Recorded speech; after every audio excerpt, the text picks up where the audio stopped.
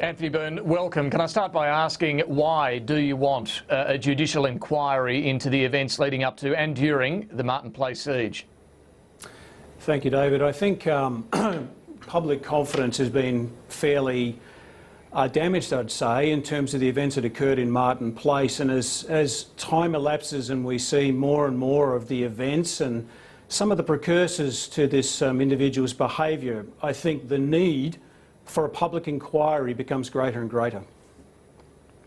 Well, there are already a number of inquiries underway. The internal inquiry the Prime Minister's announced that will be headed by the head of his department, the head of the New South Wales Premier's department. Police have various inquiries underway as well. You say they're all correct steps, but not enough. No, they're not. I think given the circumstances, given the impact that it's had on the Australian community, I think the Australian community are looking for something, an inquiry that's independent of government. And that's not to imply that there would be anything wrong with what the government's doing. They are, as I've said in my statement to you, the correct steps. But there's more that needs to be done, David, to reassure the public that these matters are being looked at properly. Now, you say this judicial inquiry you're calling for must have coercive and subpoena powers. You want any public official or even minister able to be called to give evidence? I think given the nature of the questions that I've been facing in my constituency and around the country, and in fact, David, from people that have called me from around the world, there are answers. There are serious questions, as the Prime Minister has indicated, that need to be answered. And I think for the public's sake, they need to have the most appropriate mechanism for those questions to be answered. And I'm absolutely clear, having served on a bipartisan committee that does answer to the public, that is independent, that an independent process is the way to go. You've chaired that Intelligence Committee. You're now Deputy Chair under the Coalition Government. You're Deputy Chair of this committee. What troubles you most, looking at it through your perspective on these things, what troubles you most about the events leading up to the siege? I think, David, there are indicators, I think, to some extent about this particular individual. But I think my greatest concern is what David Irvin said, and that is that how many more of these sorts of individuals are there out there that can be radicalised very quickly, that then move to take actions. And I was personally experienced this in my constituency earlier on this year with the young man that attacked the two police officers. So the question is, how many more of these sorts of individuals are out there? How many more people do we need to be looking at? And that, again, the question, I think that's what the agencies are grappling with. It's what governments in the Western world are grappling with and what we need to grapple with. Is it realistic to think our intelligence agencies can monitor all of those out there? I mean, even if Manharon Monis had still been on a security watch list, what practical difference would that have made, do you think? Well, I think that one of the concerning elements was that the individual was basically being charged with violent crimes or crimes, and had been, I think, charged as an accessory to a violent crime.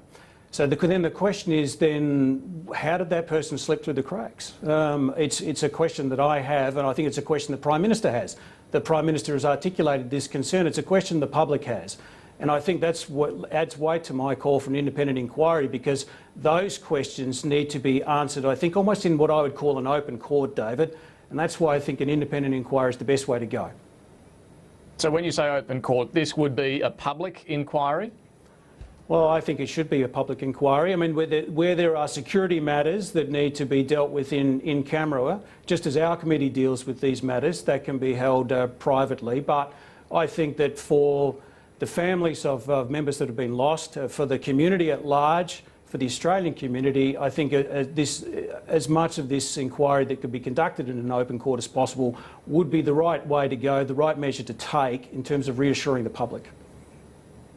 We heard yesterday, we learnt that a call was made to the National Security Hotline only a couple of days before the siege, warning authorities about comments on Monis's website. The Prime Minister said the call in question was followed up. The information that was provided didn't expose any threats of direct violence by the Martin Place murderer.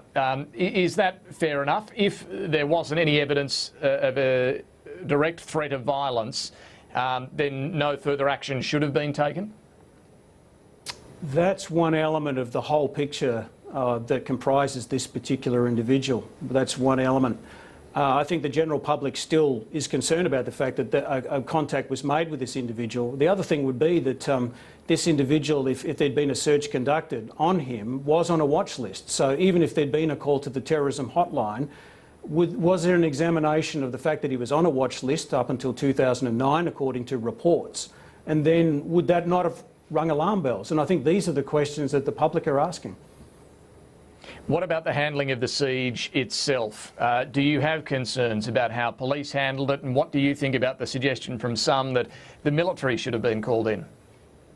I think they're all matters that need to be properly considered, David. I think there are a lot of views, and I've had received views, and as I've said to you, phone calls from overseas about some suggestions about ways, the way things could have been done. But that is not a criticism of the very brave men and women. They're putting their lives on the line to protect those hostages. But I think that again adds weight to the fact that there's so much conjecture, David. There's so much speculation. There's so many questions that remain unanswered that there does need to be an independent process ahead of an internal process which the Prime Minister has correctly asked for. Finally, can I ask, you say that public confidence in our intelligence agencies has been damaged. That's why you want this public inquiry. Has your confidence in our intelligence agencies also been damaged? No, I remain very confident about our agencies and their capacity to protect Australia from harm, but I'm very, very concerned about the fact that the public does not share that confidence, or the people that have spoken to me at this point in time. And as someone that's worked in the security space for over 10 years, that's very bad for the community.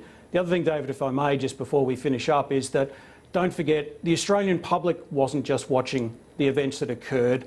The people that wanted to do us harm and want to do us harm were watching what occurred, and they'd be studying the footage of what occurred very, very closely, looking for things that they might use in future, and those things concern me a very great deal.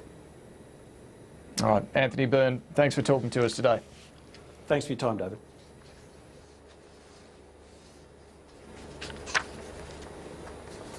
Focus. The Prime Minister concedes the